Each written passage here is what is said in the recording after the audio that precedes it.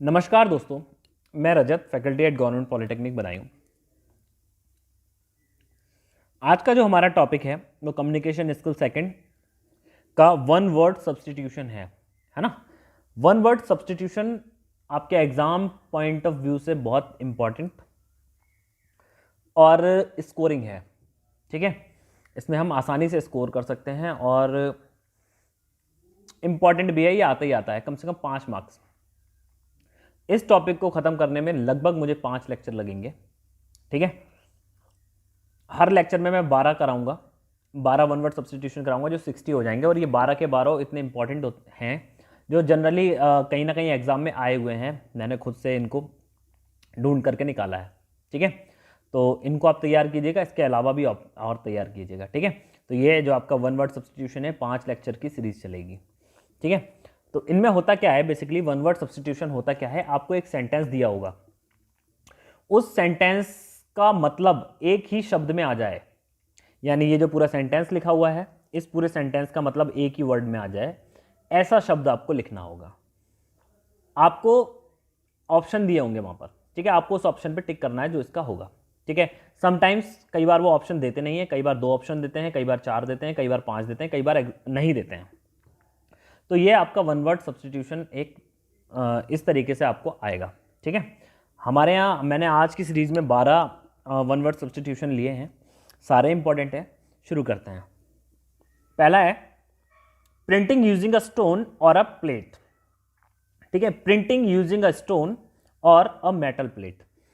Stone के through या metal plate के थ्रू जो प्रिंटिंग होती है, स्टोन के थ्रू और मेटल प्लेट के थ्रू प्रिंटिंग कैसे होती है, जैसे मोहर जैसे होती है, ठीक है। तो उसमें क्या करते हैं, प्रिंट में डुबोते हैं और उसमें लगा देते हैं, उभरा हुआ होता है ना।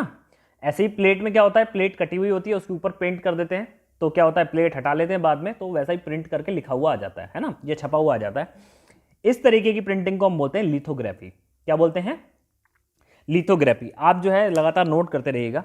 ऐसी प्रिंटिंग जो स्टोन के थ्रू और प्लेट के थ्रू हो उसको हम क्या बोलेंगे, लिथोग्राफी, ठीक है। दूसरा है mapping of earth and formation. Earth की मैपिंग, अर्थ को मापना, ठीक है, और उसकी फॉर्मेशन को मापना कि वो कैसे कैसे उसकी संरचना है, उसको हम क्या बोलते हैं, जियोग्राफी। आपने बचपन से ये सब्जेक्ट पढ़ा होगा, ठीक है, आपको खूब अच्छे से पता होगा। अगला शब्द जो है इसको हम बोलते हैं जियोग्राफी। अगला जो शब्द है वो है आर्ट रिलेटेड टू ऑर्नेट और गुड हैंड राइटिंग, यानी अच्छी राइटिंग लिखने की कला, यानी ऐसी प्रोसेस जिसमें अच्छी राइटिंग लिख रहे हो या किसी की राइटिंग जिसकी अच्छी हो, ठीक है। तो उसको क्या बोलते हैं, कैलीग्राफी। और जिसकी राइटिंग अच्छी है उस व्यक्ति को हम क्या बोलते हैं, कैलोग्राफर। क्या बोलते हैं, कैलोग्राफर। आप लगातार नोट करते रहिएगा। अगला जो है वो है scientific study of body disease, ठीक है।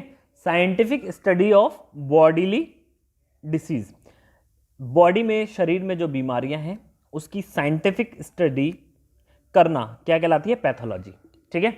देखा होगा आपने, आपके आसपास जो है वो पैथोलॉजिकल लैब होती हैं, ठीक है। तो वही पैथोलॉजी लैब, वही मतलब निकलता है कि आपके शरीर की जो बीमारी है उसका साइंटिफिक स्टडी करना, उसको पहचानना कि वो कैसे सही होगी या उसके अंदर क्या प्रॉब्लम है। जैसे पैथोलॉजी लैब में क्या होता है, ब्लड टेस्ट होता है, बलगम का टेस्ट होता है, यूरिन का टेस्ट होता है, बहुत सारे टेस्ट होते हैं, है ना। तो उसमें क्या करते हैं, वो प्रॉपर स्टडी करते हैं कि कैसे शरीर के अंदर, आपके अंदर क्या बीमारी है, और इसीलिए हम उसको बोलते हैं पैथोलॉजी लैब, है ना। जैसे डॉक्टर आरलाल पैथोलॉजी लैब, पैथ लैब, है ना, तो वो पैथोलॉजी बोलते हैं उसको।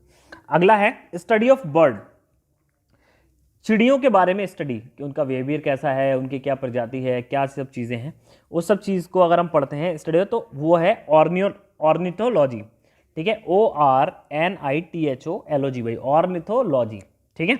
स्टडी ऑफ बर्ड्स, ऑर्निथोलॉजी, ठीक है। आप इसको किसी कॉपी पे नोट कर लीजिएगा और लगातार आप जो है रोज सुबह शाम इसको देखेंगे तो आपको बहुत जल्दी जल्दी याद हो जाएंगे, ठीक है।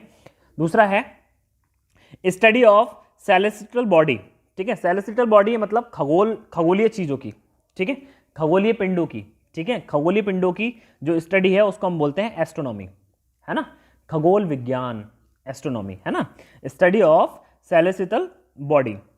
अगला है study of collection of coin and paper, पुराने ज़माने के कुछ लोगों को शौक होता है, आपने देखा होगा कि वो सिक्के इकट्ठे कर लेते हैं, है ना, पुराने ज़माने के सिक्के या दूसरे देश के सिक्के, या नए ज़माने में कोई नया सिक्का आया तो वो भी रख लेते हैं, बाद में वो चलन में आके बेकारी हो जाता है ना।